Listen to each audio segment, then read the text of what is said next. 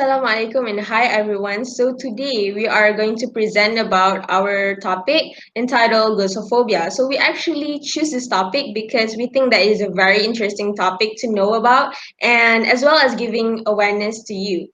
So before we start our presentation, so I think it's better for us to introduce ourselves first. So my name is Farah Hazwani. And my name is Azra Dayana. We are students from College Professional Mara Aimole and currently in Certified Accounting Technician program. So without further ado, I'll pass this back to Farah. Thank you, Azra. So let me begin. Okay, can you say Azra? Yes. Okay, so basically, our topic for today is glossophobia. So, what is actually glossophobia?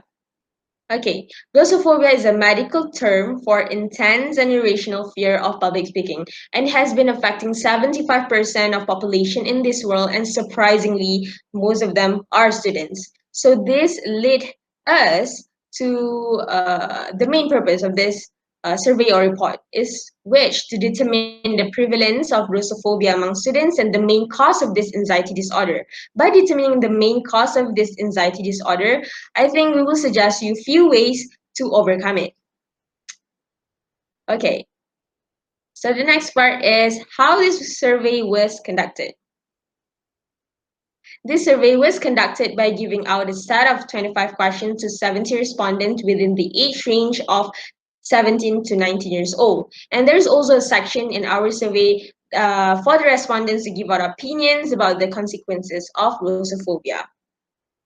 So uh, after we've done the survey, here it comes to our findings. So our findings are divided into four parts, and I'm going to explain to you the first and the second part, and Azra will tell you the third and the fourth part, as well as the conclusion and the recommendations. So let's go to the first part. So the first part is self-behavior symptoms of glossophobia.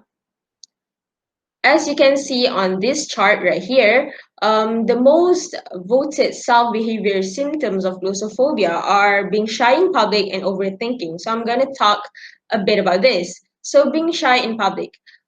Why we are feeling shy? Being shy or feeling shy is not 100% negative actually, because when we feel shy is actually a part of process to adapt with the current situation, with the new situation or unfamiliar situation, because we people are tend to be more shy when they are facing something that they've never faced before. So that is why being shy in public has been voted as the major self-behavior symptoms of glossophobia. And the next one is going to be overthinking. So why we actually overthink about something? Because it might be because our self-esteem, or maybe because of our bad past. Because if we actually have a bad past, we keep considering each and every single thing in our life to actually avoid that situation. So that is my summary for this part. So let's go to the next part, which is the influential surrounding factors. Okay. As you can see here, the most voted influential surrounding factor, which gathered around more than half of the respondents, are having a small circle of friends and supportive surrounding. So I'm going to explain to you why having a small circle of friends will lead you to glossophobia. So having a small circle of friends uh, is actually giving you the perception of lack of experience to talk to the people that you don't know or maybe strangers. So when you have a small circle of friends, you are tend to be more comfortable talking to people that only you know. So when you are in front of the crowd, you feel more nervous and anxious and keep thinking about people's judgments on you. So it is very unhealthy, and that's why people should overcome this factor in their life to prevent glossophobia.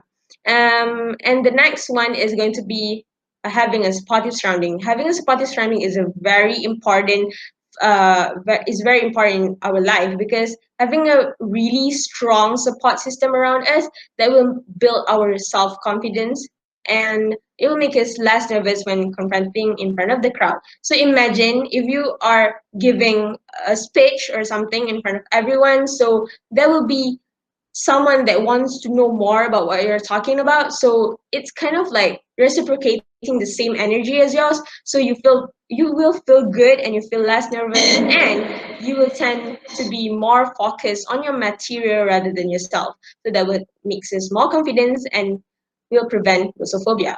So I think I've done my part here. So are you ready, Ezra? Almost there. Okay.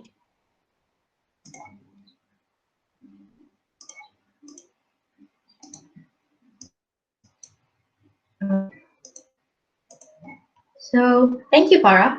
Okay. So I'm going to explain the third part of it, which is potential consequences of glossophobia. As you can see from this bar chart, 66 respondents agreed that having glossophobia will lower a person's self-esteem. So by having lower self-esteem, it will set a limit in everything. For example, it will eventually influence success in life negatively. You will not be able to express your opinion clearly. And lastly, it is hard to improve yourself and eventually will stay in your comfort zone. So these factors, so this effect has a major effect, which is lower self-esteem. Lower self-esteem will affect other minor effects just like this. So I think that is the reason why people voted this as the most potential consequence of glossophobia. Next is I'm going to talk about once with glossophobia we lose a lot of opportunities. As you can see from this pie chart, 82%, which is equivalent to 57 respondents, totally agree with having glossophobia we lose a lot of opportunities in life. Since this is an open answer question, so as we analyze it, we've concluded that the most of the respondent answered has the reason behind it, which is nowadays job opportunities, scholarship opportunities really need you to have public speaking skills, and you need to undergo interviews here and there to grab the chance of to grab the chance. Maybe you can secure the job or you can secure the scholarship by having public speaking skills. But 14%, which is equivalent to 10 respondents, feel that they had no opinion on it because it really depends on people's mindset, our own mindset. If you want to succeed in life, and 4% disagreed with it because opportunities come in many ways and it is not limited to one skill only, which is public speaking skill. They stated that without having public speaking skill or without having public speaking skill and have glossophobia on you, you will still succeed in life, and you'll grab a lot of opportunities in life. And next is solution to overcome glossophobia. Based on this bar chart, you can see that the most voted one, the most people agree with it is actually I should practice presenting in front of a small and supportive group to build my confidence. Well, you can see that most of the respondents, which is 32 respondents, strongly agreed that doing a speech rehearsal until you feel comfortable with what are you going to say is one of the solutions to overcome glossophobia. So, in a nutshell, 42 respondents disagreed on having nausea when presenting, and almost two-thirds of the respondents agreed that they think of unnecessary things too much. More than half of the respondents inclined to think that they are surrounded by supportive people. Majority of the respondents agreed that glossophobia lowers a person's self-esteem. Next is, among the broad scope of respondents, more than three-quarters believe that people with glossophobia will lose a lot of opportunities in life. And lastly, most of the respondents agreed about the solution to overcome glossophobia is by practice presenting in front of small and supportive group to build their confidence back. So, we had listed few recommendations to cope with glossophobia. First and foremost, we should really do a better preparation and understanding of the topic. So it is because it can eliminate the chance of making mistake or getting off track during a public speaking activity. Next, we should really practice complete presentation several times in front of people, maybe your family or your friends, or consider recording your own video presentation if you feel doing it yourself. Next is we should really focus on the material, not on the audience, as people are primarily paying attention to the information being presented.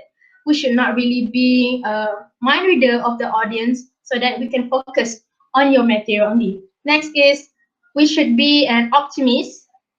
We should be an optimist person by visualizing that our presentation will go smoothly. It is going to be okay to decrease some of your negative thoughts on your mind, which will lead to anxiety, And lastly, if we still cannot overcome glossophobia, I think we should really seek a professional help, just like a therapist that will conduct a cognitive behavioral therapy on us. I think that is all from us.